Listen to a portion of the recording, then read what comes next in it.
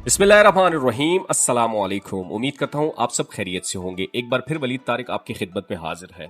अक्सर मुझे मैसेजेस आते हैं कि आप पाकिस्तान स्टॉक एक्सचेंज के बारे में इन्वेस्टमेंट के हवाले से वीडियोस बनाते रहते हैं, लेकिन कुछ लोग ऐसे होते हैं या कंफ्यूजन होती है, स्पेशली मेरे बाहर बैठे हुए जो दोस्त यार हैं, यूट्यूब पे मुझे फॉलो कर रहे हैं, वो कहते हैं हमें हलाल इन्वेस्टमेंट के बारे में बताएं। अब देखें, हलाल इन्वेस्टमेंट की अपॉर्चुनिटीज पाकिस्तान में कम है, लेकिन ये नहीं कह सकते कि है ही नहीं।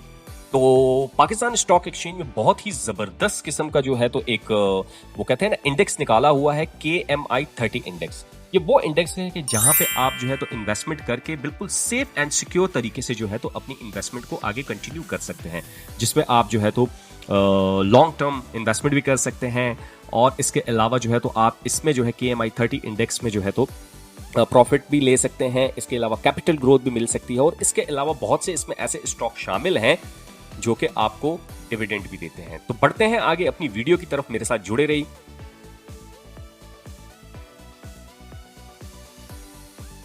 देखिए जी, KMI30 इंडेक्स के हवाले से कुछ सवालात हैं जो कि बहुत इंपॉर्टेंट हैं। पहले हम इस वीडियो में देखेंगे कि KMI30 इंडेक्स क्या है, कैसे काम करता है, कंपनीज कौन कौन सी हैं वो मैं आखिर में आपको बताऊंगा, और उसके कुछ बेनिफिट्स भी बताऊंगा।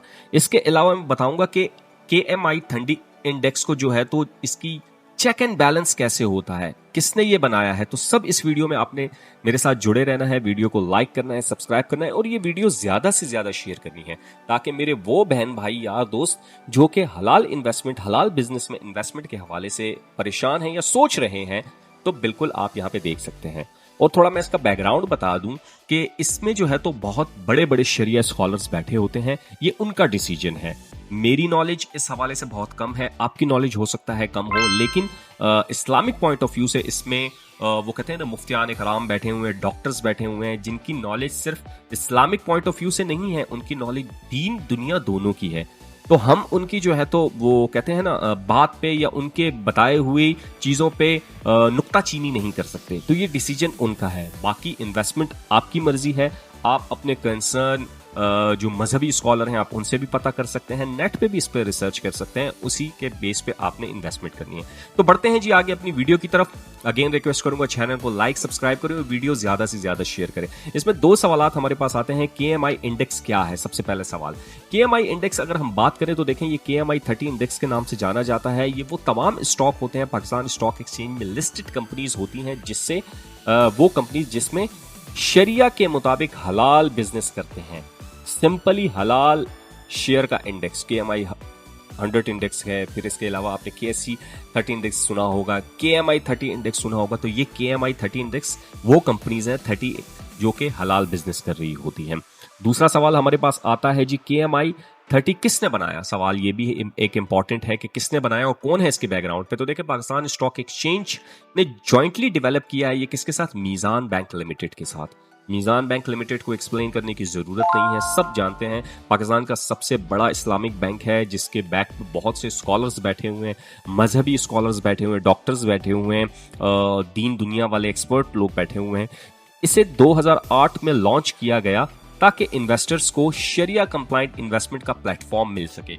इससे पहले भी इन्वेस्टमेंट की अपॉर्चुनिटीज थी, हलाल हराम थी, लेकिन प्रॉपरली हमें पता नहीं होता था कि ये 30 कंपनीज है भाई, इस पे शरिया के जो एक्सपर्ट लोग हैं उन्होंने गाइडलाइन दी हुई है, इस पे आप इन्वेस्टमेंट कर सकते हैं। तो हमें 2008 के बाद से ये जो है तो ये एक अपॉर्चुनिटी मिली कि हम इसमें अब इन्वेस्टमेंट इजीली कर सकते हैं। नेक्स्ट सवालात की तरफ जाते हैं, देखते हैं KMI30 इंडेक्स काम कैसे करता है। सबसे इंपॉर्टेंट सवाल तो ये है, देखिए KMI30 इंडेक्स में 30 कंपनीज होती हैं जो शरिया कंप्लाइंट हो, जिसकी डिटेल मैंने आपको बता दी। मार्केट एक्टिवली ट्रेड हो रही हो, ये ना हो कि सोई हुई कंपनीज है, नहीं, जाग रही कंपनी हो, एक्टिवली काम कर रही हो। इनका वैल्यू शेयर प्राइस के हिसाब से ऊपर नीचे होती रहती है। अगर कंपनीज के शेयर की प्राइस बढ़ती है, इंडेक्स ऊपर जाता है, अगर गिरती है तो इंडेक्स नीचे आता है। अभी भी जो ईरान और यूएस की लड़ाई, इसराइल की लड़ाई चल रही है, अगर इसमें आप मीजान का स्टॉक देखें as compare to other companies, मैं मीजान का हवाला इसलिए दूंगा कि चूंकि इसके बैक पे है, जॉइंटली इसको वो कर रही है, देख रही है, तो वो इतना नहीं गिरा और आज भी इसका स्टॉक बड़ा स्ट्रांग समझा जाता है और बड़ा स्ट्रांग है। तो क्यों है क्योंकि इस्लामिक पॉइंट ऑफ व्यू से ये चल रही होती है, एसेट बैक कंपनी होती है, हर चीज़ के पीछे एसेट पड़ा होता है। तो जब आप एसेट बैक कंपनीज में इन्वेस्टमेंट करते हैं जिसकी रियल टेंजिबल एसेट्स हो, तो वो कंपनी कभी भी आपको इस तरह के लॉस नहीं दे सकती अनटिल अनलेस बहुत ज़्यादा हालात ख़राब ना हो जाए। नेक्स्ट सवाल की तरफ बढ़ते हैं। शरिया कंप्लायंस क्यों चेक करते हैं, कौन चेक करता है? शरिया कंप्लायंस क्यों, कौन चेक करता है? ये भी बड़ा इंपॉर्टेंट सवाल है ना। मतलब एक एरा गैरा बंदा अगर इसको चेक करेगा तो उसकी ऑथेंटिसिटी नहीं होती।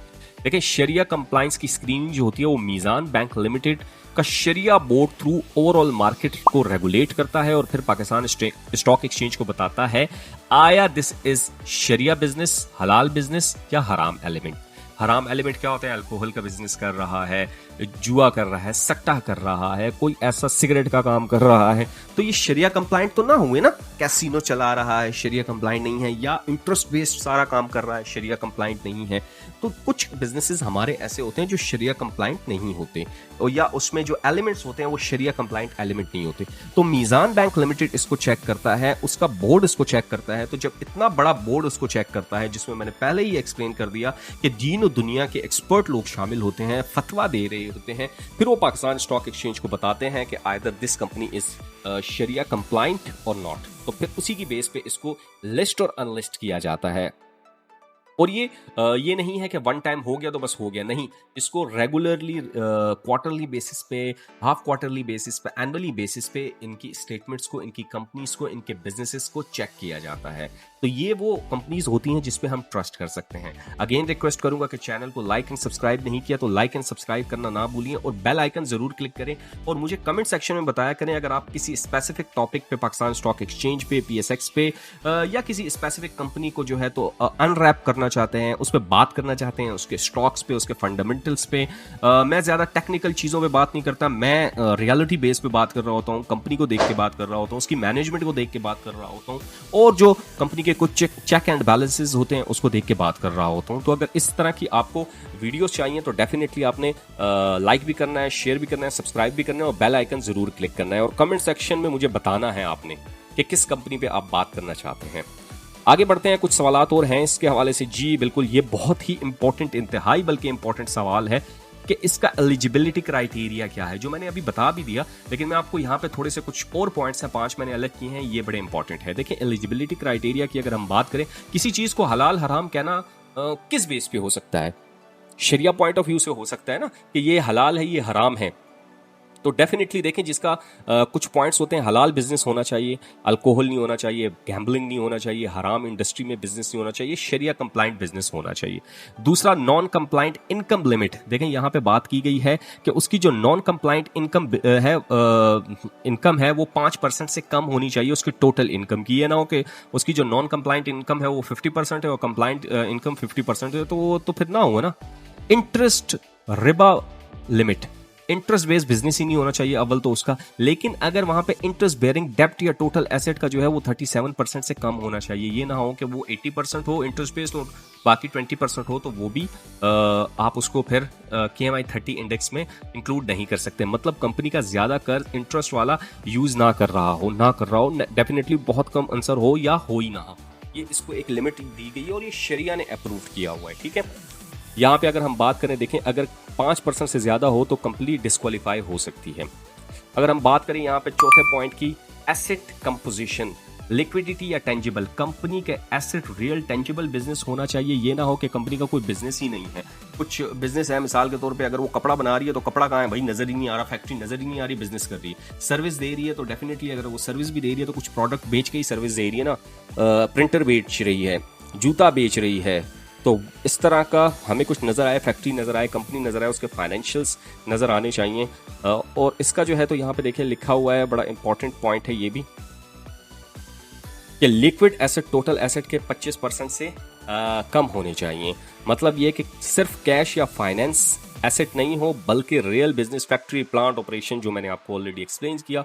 5वें पॉइंट की तरफ जाते हैं, net liquid assets versus share price.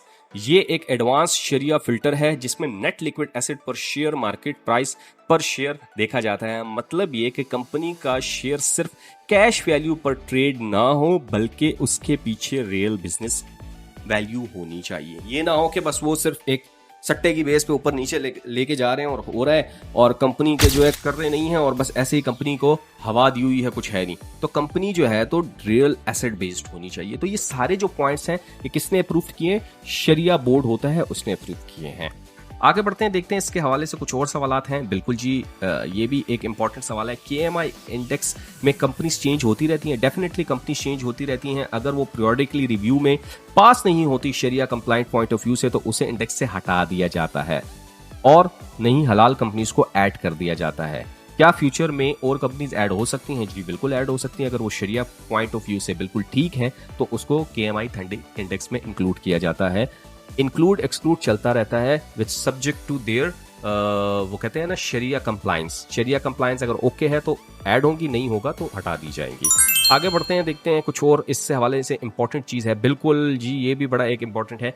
KMI 30 index important क्यों है? देखिए, हलाल इन्वेस्टमेंट, हलाल ऑप्शन, हर बंदा चाहता है मेरी जो इनकम है वो हलाल होनी चाहिए, उसमें जो है तो हराम का अंसर नहीं होना चाहिए। पाकिस्तान के लिए इंपॉर्टेंट है चूंकि हम एक इस्लामी मुल्क हैं और इस्लामिक फाइनेंस को प्रमोट करता है। इन्वेस्टर को क्लियर गाइड देता है कि भाई कौन सा स्टॉक जो है तो शरिया कंप्लाइंट है, कौन सा नॉन शरिया है, क्योंकि कंपनीज बहुत ज़्यादा हैं, लेकिन उसमें आपके लिए एक बेंचमार्क रख दिया है कि this is the place, this is the venue, यहाँ पे आपने इन्वेस्ट करना है। जो शरिया पॉइंट ऑफ व्यू से इन्वेस्टमेंट करना चाहते हैं तो उनके लिए KMI 30 इंडेक्स बड़ा ज़रूरी है। हमारे बाहर जो बैठे हुए ओवरसीज़ पाकिस्तानी होते हैं, ओवरसीज़ लोग हैं, वो जो है तो इसको बड़ा देख रहे होते हैं कि वो बाहर बिजनेस कर रहे होते हैं, दिन रात अपनी मेहनत करके कमा रहे होते हैं, तो वो अपने पैसे को जो है तो शरिया कंप्लाइंट बिजनेस में लगाना चाहते हैं। तो उनके लिए ये एक अच्छा बेंचमार्क बनाया हुआ है।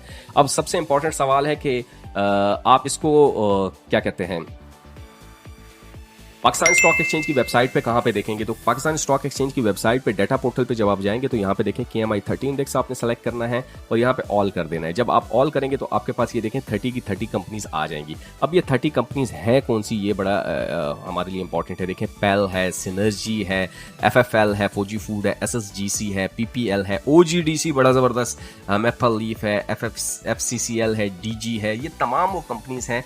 पर्ल है, एयरलिंक है, PSO, FFC, एंग्रो, ज़बरदस्त, गंदाहारा, ऑटो, मीज़ान, डेफिनेटली वो तो समझो कि वही इसकी करता धरता है। एफर्ट्स है, मारी है, गनी है, साजगार है, ये तमाम। आखिर में मिलेट ट्रैक्टर भी है। आखिर में मिलेट ट्रैक्टर के अलावा अगर मैं बात करूंगा तो ये तमाम वो कंपनीज हैं जहां पे वो कहते हैं ना आप आंख बंद करके इस वेन्यू में इन्वेस्टमेंट कर सकते हैं और आपका जो है तो ये देखें कंपनी, लास्ट मैंने डेटा उठाया है तो ये देखें सारे पॉजिटिव भी आ रहे हैं, बीच में 2 कंपनीज ऐसी हैं जो नेगेटिव आ रही हैं। तो ये बड़े ही ज़बरदस्त स्टॉक्स हैं। इस वक्त की जो इनकी करंट प्राइस चल रही है वो ये करंट प्राइस चल रही है। आप इनके करंट प्राइजेस को भी देख सकते हैं। उतार चढ़ाव आता रहता है इनमें। कुछ कंपनीज ऐसी हैं जो कि आपको रेगुलरली डिविडेंड भी देती हैं, कुछ कंपनी ऐसी हैं जो डिविडेंड नहीं देती। तो आप इस पे वो कहते हैं ना अपनी नज़र रख सकते हैं। और अगर फिर भी आपको कुछ इस पे कन्फ्यूजन हो तो अपने रिलेटिव ब्रोकर से बात कर सकते हैं, अपने शरिया स्कॉलर से बात कर सकते हैं, आपका जो इस मामले में पढ़ा लिखा आदमी हो आप उससे बात कर सकते हैं, थोड़ी सी अपनी रिसर्च इस पे कर सकते हैं। तो this is all for today. उम्मीद करता हूँ आपको ये वीडियो पसंद आई होगी और उन लोगों के लिए बड़ी इंपॉर्टेंट ये वीडियो थी जो शरिया पॉइंट ऑफ व्यू से इस चीज़ को देख रहे होते हैं। तो आई होप कि कुछ चीज़ें थी जो कि क्लियर करना बहुत इंपॉर्टेंट थी। मजीद इस तरह की वीडियो के लिए मेरे साथ जुड़े रहे, चैनल को लाइक एंड सब्सक्राइब करना ना भूलिए और कमेंट ज़रूर करके बताया करिए अगर किसी स्टॉक पे बात करनी हो, किसी टॉपिक पे बात करनी हो या किसी भी चीज़ पे आपने स्टॉक एक्सचेंज के हवाले से बात करनी हो। मिलते हैं किसी नेक्स्ट वीडियो में नेक्स्ट टॉपिक के साथ, तब तक अपना ख्याल रखें। अल्लाह हाफिज़।